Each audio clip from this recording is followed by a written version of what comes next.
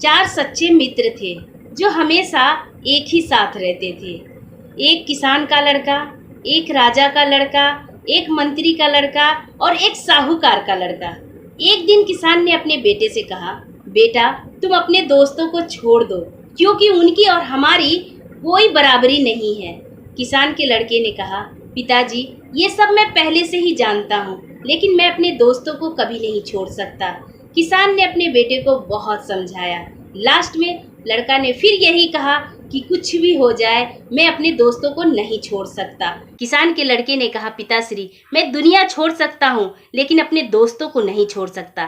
किसान के बहुत समझाने पर जब लड़का नहीं माना तो किसान ने कहा, ठीक है तुम मेरा घर छोड़ के चले जाओ। किसान का लड़का अपने पिता का पैर छूकर अपने पिता की आज्ञा अनुसार घर छोड़कर चला गया। अपने दोस्तों के पास गया और दोस्तों को ये सब बात बताई। जैसे ही दोस्तों ने ये सब बात सुनी उन्हें लगा, मेरा दोस्त हम लोग के लिए अपना घर छोड़ आया तो क्या हमें अपने घर में सुख शांति से रहना चाहिए। यह सोचकर उनके तीनों दोस्तों ने अपना अपना घर छोड़ दिया और चारों मिलकर एक जंगल में चले गए। एक पेड़ के नीचे भूखे प्यासे वे लोग सो रहे थे। तभी किसान के बेटे को नींद नहीं आ रही थी। वह बहुत चिंतित था, सोच रहा था ये सब मेरे लिए हुआ है। वह बैठकर भगवान को प्रार्थना करने लगा, हे भगवान यदि तुम सचमुच के हो तो प्रकट हो। भगवान को उसकी प्रार्थना पर दया आई। बूढ़े का रूप लेकर भगवान वहां पर प्रकट हो गए और लड़के से बोले, ये हीरे की थैली ले लो। किसान का लड़का बोला, नहीं मुझे हीरे की थैली नहीं चाहिए, मेरे दोस्त भूखे हैं, इनके लिए कुछ खाना दे सकते हो तो दे दो। भगवान ने कहा, ठीक है मैं तुम्हें एक राज की बात बताता हूँ और तुम्हें 4 आम देता हूँ। पहला जो सबसे पका आम है, इसे जो खाएगा वो राजा बन जाएगा। उससे थोड़ा सा जो कच्चा है उसे खाएगा वो मंत्री बन जाएगा, और उससे भी थोड़ा सा जो कच्चा है वो खाएगा उसके मुंह से हीरे निकलेंगे, और जो सबसे कच्चा है उसे खाएगा वो जेल चला जाएगा। इतना कहते ही भगवान गायब हो गए।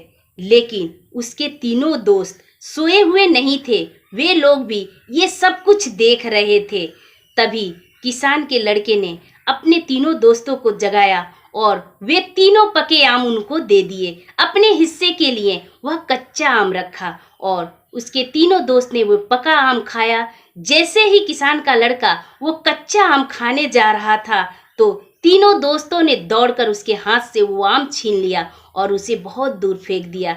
कहा, दोस्त तुम सच्चे दोस्त हो।